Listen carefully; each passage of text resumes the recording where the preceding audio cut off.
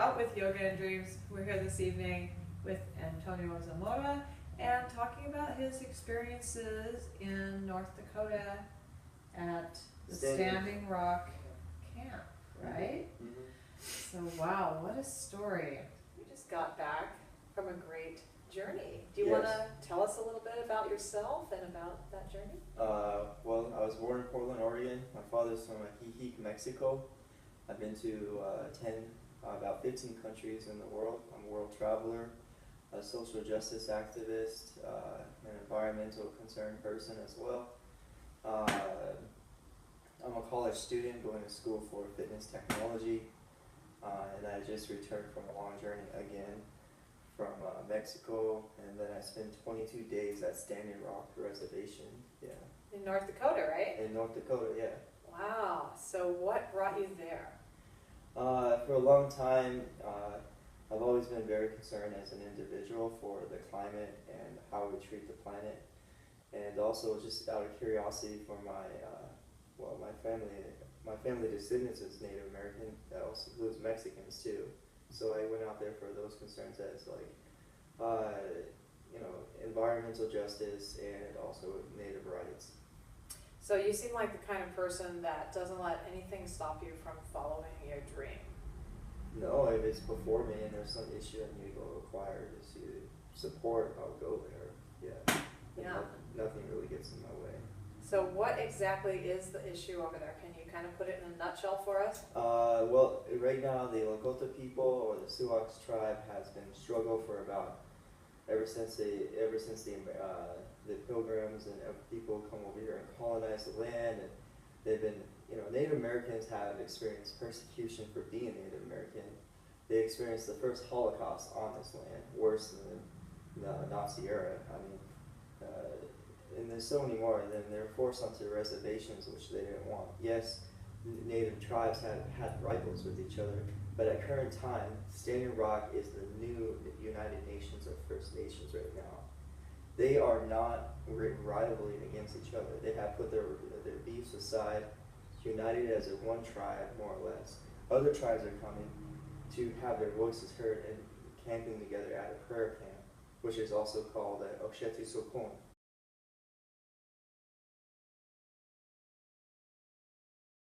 Osheti Sokon is the 7 fire councils of many different chiefs from different tribes right now. And they're struggling to stop a pipeline, which is also known as the North Dakota Pipeline, or DAPL. You can hashtag it, it's called DAPL. Dakota Access Pipeline. Yeah.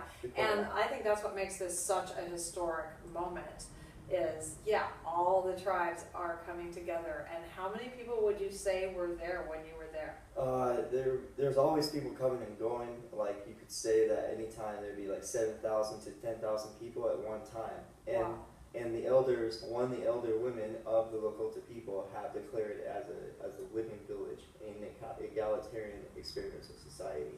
And yet mainstream media has barely begun to report on this. Exactly. There was a media blackout, and weren't they even arresting journalists? Yeah, Amy Goodman has a warrant out for arrest, and Amy Goodman feels that this is like the suppression of freedom of the press.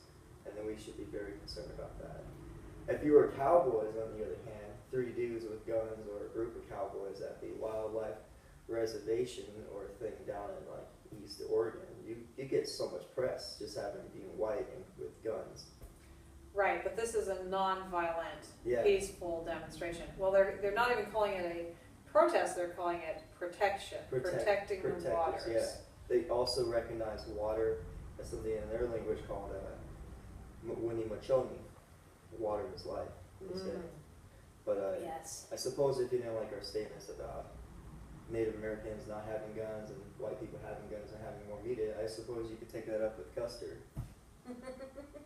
Yeah, and so also I heard there's a lot of kind of underhanded politics involved in this deal too. Can you explain a little more about that? Well, as far as I know, and we should always tell people that the North Dakota governor is one of the many shareholders of the project.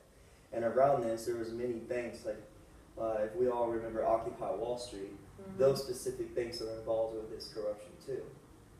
So for an example, how many banks? I can name a couple: U.S. Bank, Wells Fargo, banks like that, and also part of the Wall Street stocks. The Wall Street is part of this as well.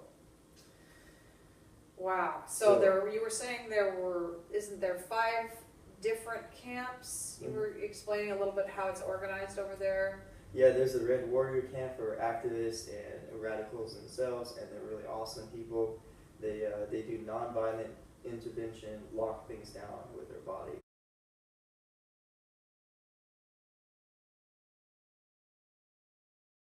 And then there's Osheti Sokon, who promotes a prayer camp, which is also known as the Overflow, and they encourage people to pray all the time. And then there's another camp, as most may have heard, as the Sacred Stone Camp, which is another spiritual camp, but also open-minded to do direct action too. And there's another camp called the Rosebud Camp, that some people say it's the reservation of the Lakota people there, and they focus on taking care of families and doing security work around that.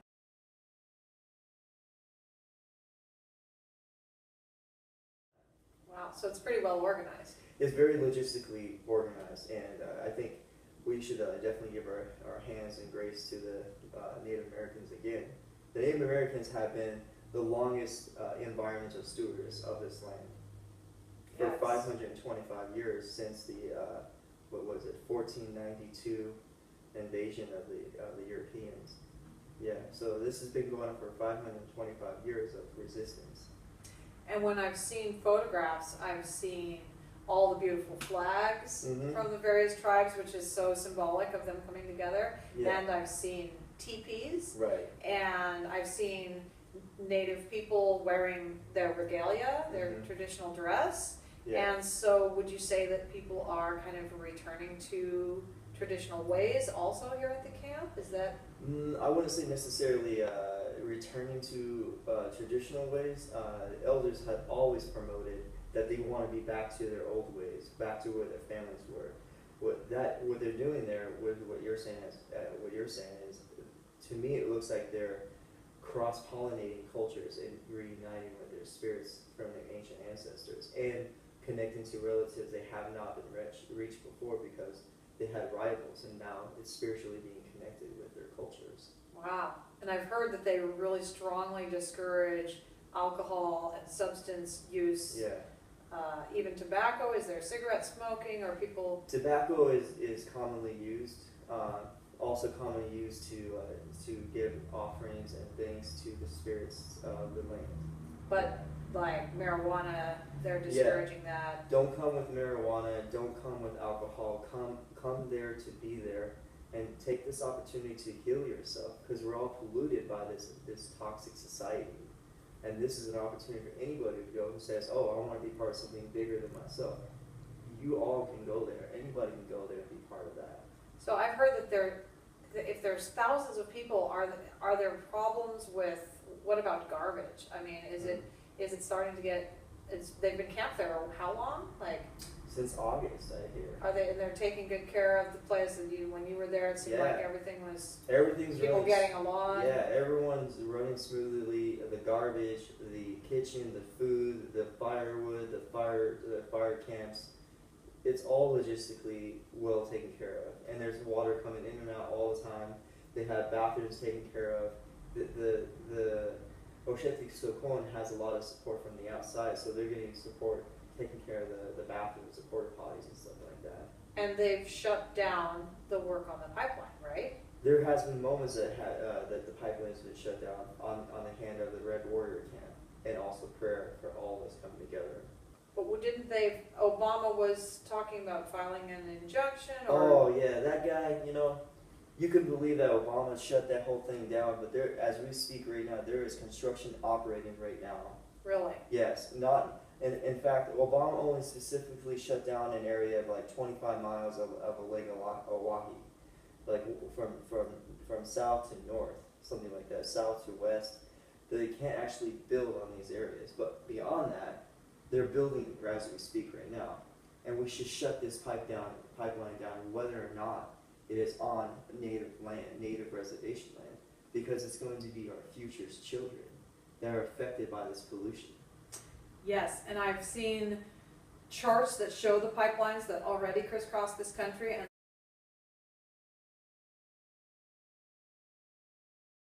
there's a lot of them that I think people aren't even aware of. Exactly, yeah. And I also saw statistics that say these pipelines are rupturing every day. There's a pipeline leak.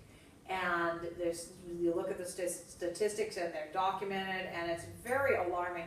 And they're not cleaning this up, and they're not, you can't build a pipeline under a river and expect it to last, because rivers change, they move, they erode their banks, they change their path, they're a force of nature. And humans think that we can just tinker around with nature and everything's going to work out fine.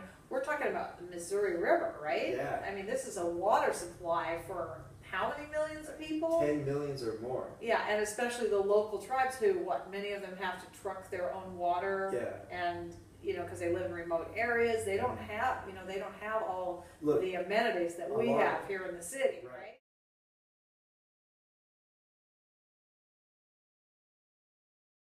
Saying legitimate potential to bust open because of the amount of accidents that's happened. In the last 10 days we hear reports lately? Big accidents. Texas, what was it, Yellowstone? Oh, and Yellowstone, what a tragedy. Yeah. That Yellowstone River, I've been there, it is so beautiful. This is our national heritage. And our, like you say, water is life. This is our water.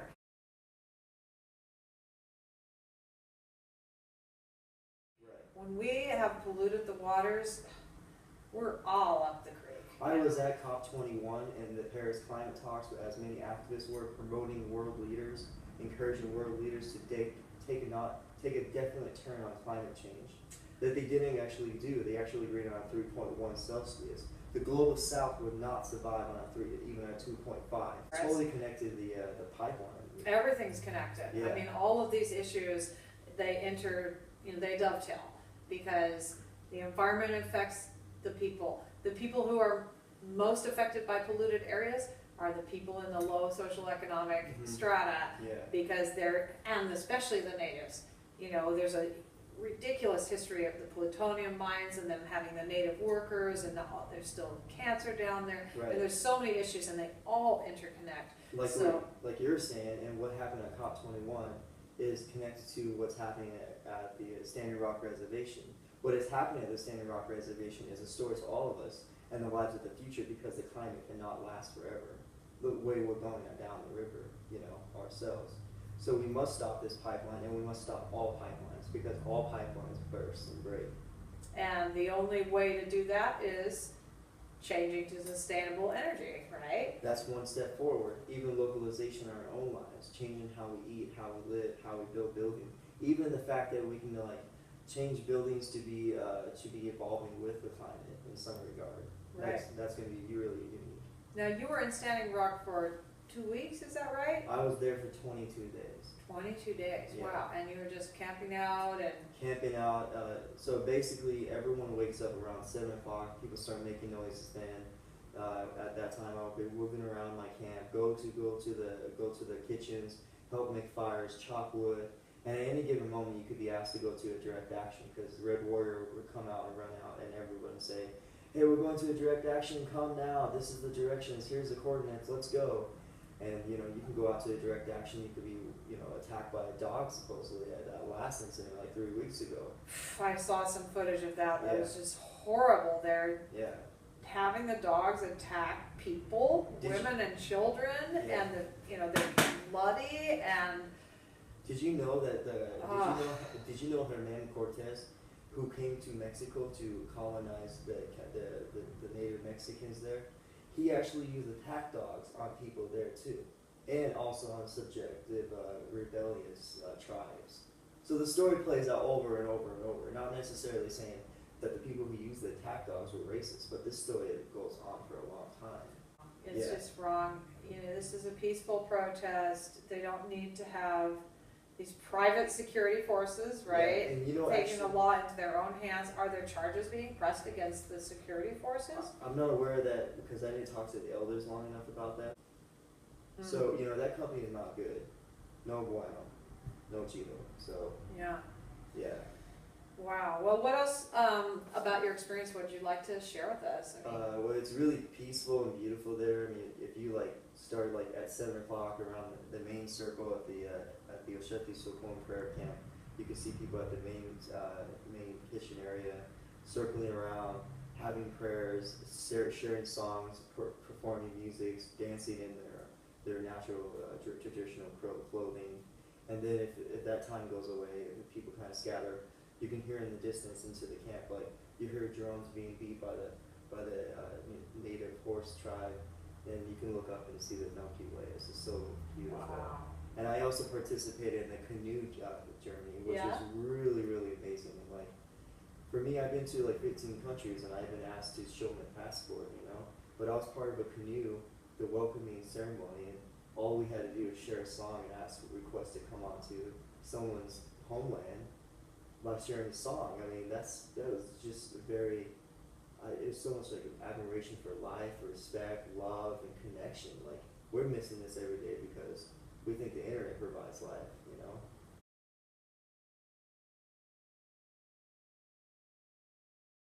Yeah. That sounds so beautiful and powerful. Oh, it was. Oh Yeah. my gosh. Wow. Yeah. And we canoed for like 6 hours down the Cannonball River and all that stuff. It was just so special. And I saw some of the canoes were Yeah. traditional canoes, like dugouts Yeah. and made with wood and All that. painted and carved and Yeah, there's like 20 different canoe families from different tribes, which this has not actually happened before. This is another specific historical event because, you know, these tribes have not actually been together in this way ever. And again, some of these tribes have rivals against each other, and now they're united in love, in peace, it is in time hope, for that. in hope. You know, they're the example as of right now how we can come together as humans from all backgrounds. Before the Spaniards came over and all the European invaders, the person of color and the person who was white didn't even exist then. We need to go back to those times. Just people. Just people. And that's why that's why people are so caught up in like technology and building energy systems like this pipeline, you know. now I've also heard that there is a certain element of traditional prophecies. Did you learn anything about the prophecies and how this relates to that? Well, the prophecy that they were talking about this pipeline was really interesting because they said that this prophecy happened a long time ago. It was called the Black Snake. The Black Snake was coming. They knew it was. I can't tell you everything about it, but people need to learn about this prophecy. It's being played out right now. People say that the black snake would come and it would be kind of a beacon for the end of the world. Wow, really? That's what I heard. The And I heard that is why they think it's so important to fight this pipeline, because it represents to them this black snake. And a lot of the native prophecies going back, hundreds of years have been eerily accurate on what they have predicted. Yeah. They predicted airplanes, they predicted highways. These people have never seen anything like an airplane or And a a lot highway. of the Native Americans in their time, their ancestors didn't have telescopes, and they predicted such things with stars. Yeah. So they're looking at the sky without telescopes, and they're predicting the future without a computer. And they saw things that we don't understand how they saw them, and our ancestors or whomever came to this land, we didn't ask the people, hey, we want to hear your histories, we want to hear your prophecies, we want to hear how you live in harmony with the land and your ways. We just made assumptions, and people just started killing each other, and it was horrific, and this killing still goes on today. I mean, you talk about a genocide and a cultural genocide. What was started with Columbus and some of his people, and Columbus did some pretty crappy things,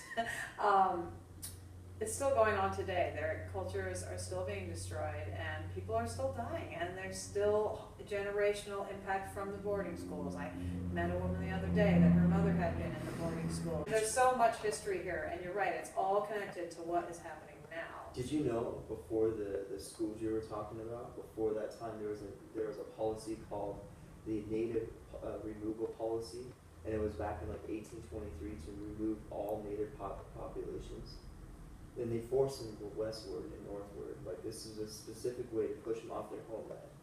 This is also part of cultural genocide, because if you could push people off their homeland without necessarily striking on their bodies, that you have to like push them into a world that they don't know, and it's separate from their land.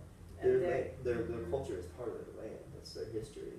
Yes. And yeah, after that, you know, reservations, schools, separating them from their home country, the whole reality changed. You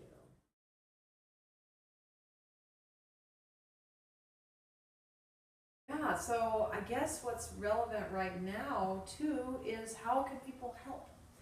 Well, you can always visit their website, Sacred Stone, or check out Shetty Sopon. They're always asking for legal support to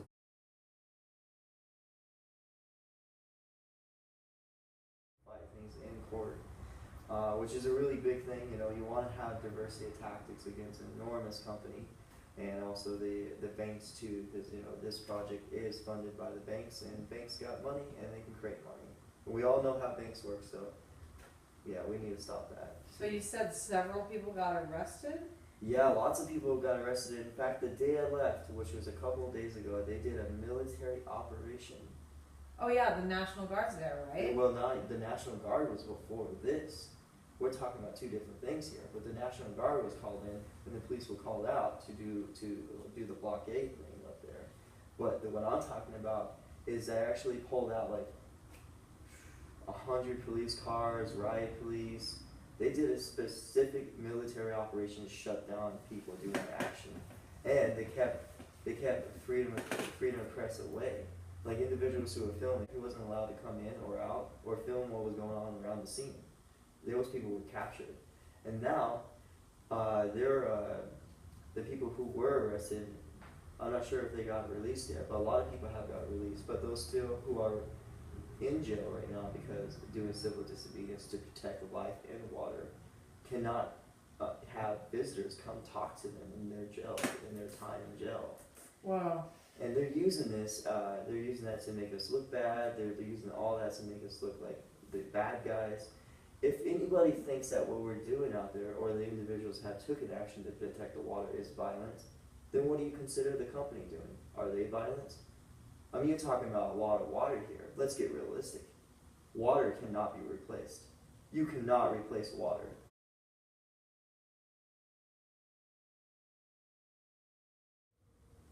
Mm-hmm. And if you look at the track record of these oil companies, they have killed people to get their pipelines through in other countries. And oil companies have killed people in other countries. Yeah. And they have also covered climate change.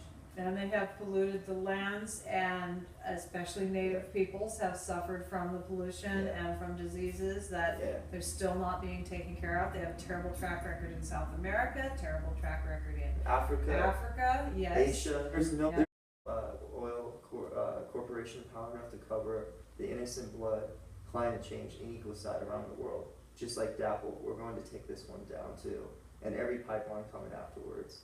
So we're talking about North Dakota. I mean, it gets pretty cold there in the winter, right? We're talking about it's middle of September now, so they're starting to think about that, right? And they need to be prepared. They're going to try to stay camping out over the winter. Yeah, that's what a lot of people are saying they want to do, and unfortunately, no one was really prepared to take on such a project like this, and now they need immediate support with canvas tents and wood stoves and things like that.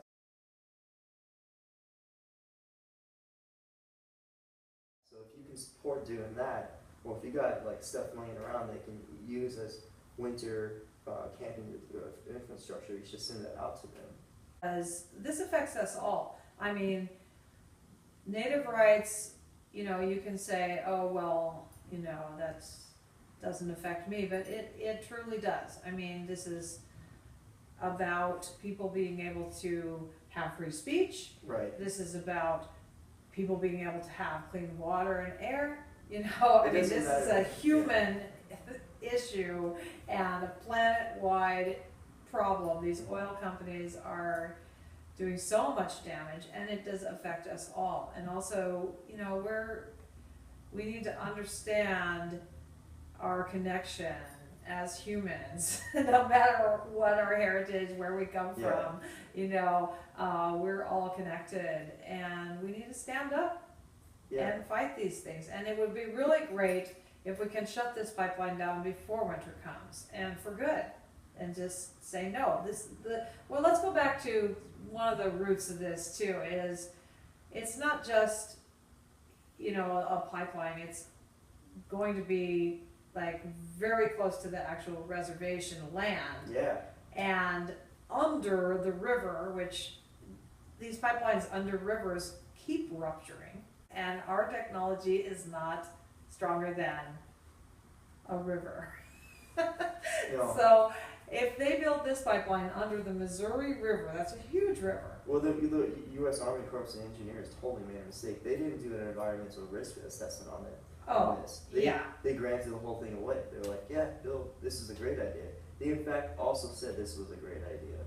I've heard there were also mistakes in the surveying. Oh, and we didn't even touch on the fact that these are archaeological sites too, right? Yeah, these are Sacred, ancestral lands. ancestral, There's burial sites even, Yeah, I've heard. the company has dug up disrespectfully, disregard, and no sense of like, you know, humanity to themselves. They dug up 27 bodies up there. Bodies.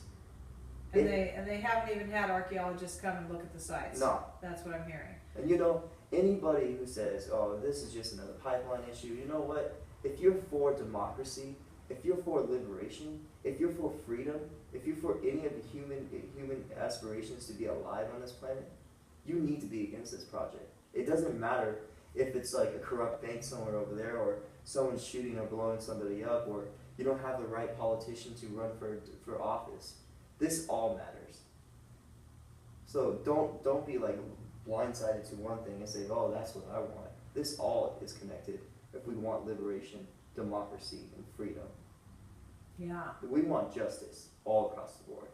We don't want a corrupt system, money wash system. We don't want politicians running around and say, oh, well, I just want to make $1 here, but as long as I just run for president or something like that, everything's going to work out and the people listen to me. That's not cool. We need to stop this pipeline to be an example. And I think, you know, this is also another side issue, but I think this is connected to the TPP. Oh, yes. Also, because the TPP, people don't know that much about it, it's been kept very secretive, but it basically gives corporations the right to sue the government based on imagined or projected future profits that they might be losing. So the pipeline company is already saying, oh, this is going to cost billions of dollars. Well, not if you don't build it. You know, I mean, how can you sue our government for your lost imaginary future profits? Exactly. Use the money that you're using to build this pipeline, which is costing how much? How, you know? What, $8.9 billion? Use that money to fix the broken pipelines you already built, clean up the messes you already made, and how about some new sustainable energy infrastructure in these areas instead of more of the same business as usual, walking all over people's rights and polluting our planet. Well, the scientists are saying like we got till 2030, and you know, that you could say, oh, they're climate scientists and they're, you know, like NASA's like covering up the truth, whatever. You know what? The whole world is affected by our presence on this planet. We need to overthrow all these like oil companies and these banks because we're controlled by them too. You know. They control our government. Yeah, and the people who are part of the problem, their children are going to be affected too. It doesn't matter where you're going to go. You will be affected on this planet because of our presence of the last 100 years, basically, with the oil. Yeah. And this is, what's the big water aquifer, right? This is another issue connected to this. Isn't there the giant aquifer that is throughout the middle part of this country that we're already polluting with fracking? And if we build this pipeline right across there, I mean, this is where everyone gets their drinking water. Yeah. Like, what's more important to us? We're going to have to face this decision. What's more important to us? Drinking water or cheap gas. Yeah. You know. Well, so people, let's go back to like how we can say people can support, because people have a lot of things to do and they don't want to watch this a long time, and maybe people who are interested in supporting a school where children go and be part of a community, you can support that. There's a school out there happening for young people. You can also support the legalities and all that stuff. You can, if you're like an activist lawyer, you can support that aspect. If you want to support a village and get people on a sustainable path and experiment with like sustainable technology, the Native people want to do these things. They want to create an example while struggling against this pipeline. They're not there just to struggle against a pipeline and have a talk for themselves. They're there because they're on principle, and they say they want to be recognized by the world based on principle because of what has happened to their tribe. Yeah. This has come down from the words of the elders. A lot of things I have said on the regard of Standing Rock Reservation, I have learned from the voices of the elders. Yeah, because they don't want people to be saying, "Oh, I'm a spokesperson for the tribes." No. They want to speak for themselves. We're here to report. Antonio's here to report his experiences That's all. and to talk about what's going on. But it is for them to be spokespeople for themselves, and they are. They're, saying some amazing things. I heard this woman speak the other night. And here's another thing. Local communities are having demonstrations in solidarity with Standing Rock. So Portland's had a few. I went to this great benefit, and this sister, her name is Portia, I can't recall her last name right now, but she spoke powerfully about what's going on in Standing Rock, and she said, imagine, I'm going to paraphrase what she said. She said, imagine your grandmother living in a tiny little trailer in the middle of nowhere, and she has to have her water brought to her by a truck, and she doesn't have electricity, and sometimes she doesn't have food, and it's cold. It's really cold in North Dakota in the winter. Oh, yeah. And here's your grandma sitting in this trailer. And what happens when her nearest water source, when she already had to drive, say 30 miles to get that water and that food, and her nearest water source all of a sudden is polluted and she can't get water there anymore? Now what? Claude. And this is real for a lot of people out there. This is a real scenario. Yeah. The Standing Rock Reservation is a very large place. I have taken time to know the area. There's a lot of people out there, farmers. There's people farm out there. There's also a casino out there. Just imagine what the casino would have to put up with. The casino supports the tribe. They support the education, the health out there, the healthcare of all the people. What would happen if the water is polluted? Yeah. They would have to shut down everything at that hotel. The water, cleaning dishes, cleaning the hotel rooms, the whole thing would be shut down. Is that right? Is that fair? They're people too. We're all people here. But we need to stand up for each other and elevate each other's voices with our voices and stand together. Yes. And so people are organizing different events, and there's these websites where you can donate, and you can donate supplies, or of course money is always needed. And also one thing that I've decided to organize with some other people is a petroleum boycott. And so it is called No Driving Sundays.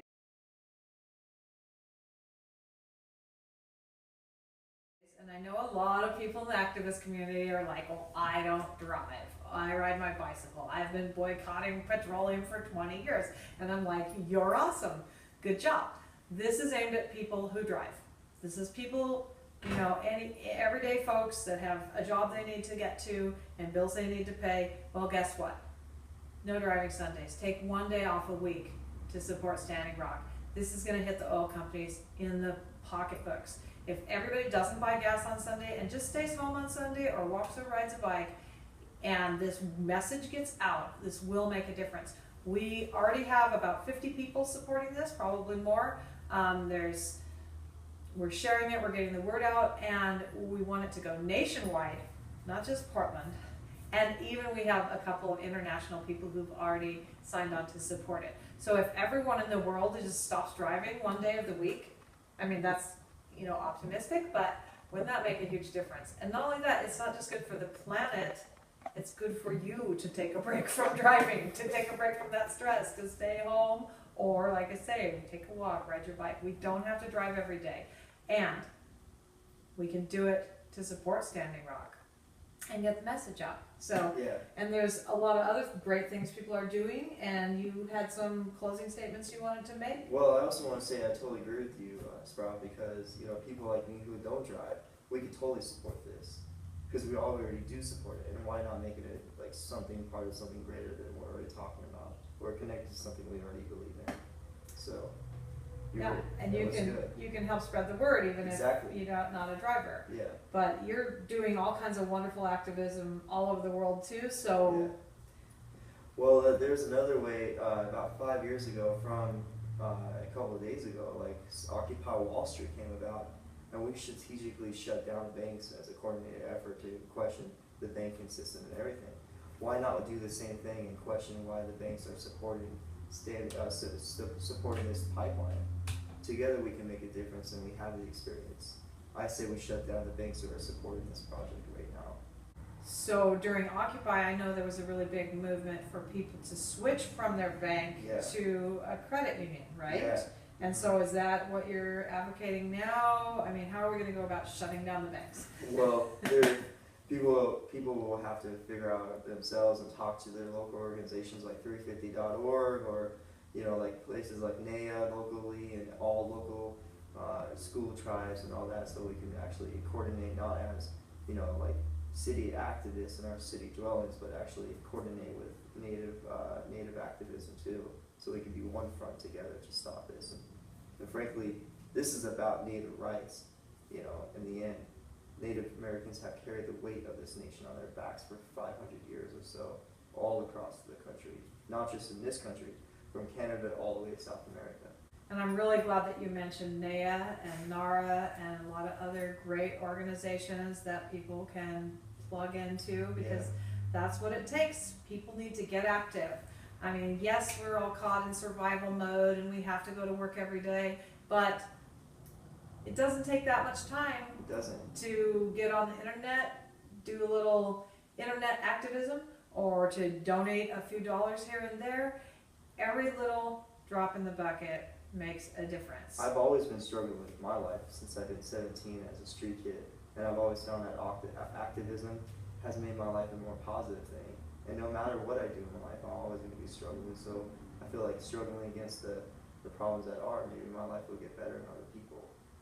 And it has, right? I mean, you've had all these amazing adventures, right. And you have dedicated your life. I mean, I just think it's so amazing that you have just really focused on what you want to do and made it happen. And that's why I invited you to be on this program, because it's about following your dream no matter where it leads you, and not letting anything stop you. And I think that you're a great example of that. Your travels, all the things you've done, you have never let anything stop you.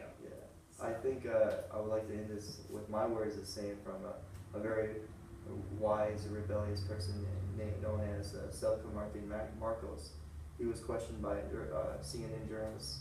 The CNN journalist said, "Do you think you will win?" And he said, "We don't deserve to lose." Right on. Thank you so much for being on our show. For real. Hope is abundant. Resistance is everywhere. Yes. Say that again. Hope is abundant and resistance is everywhere. Welcome to Yoga and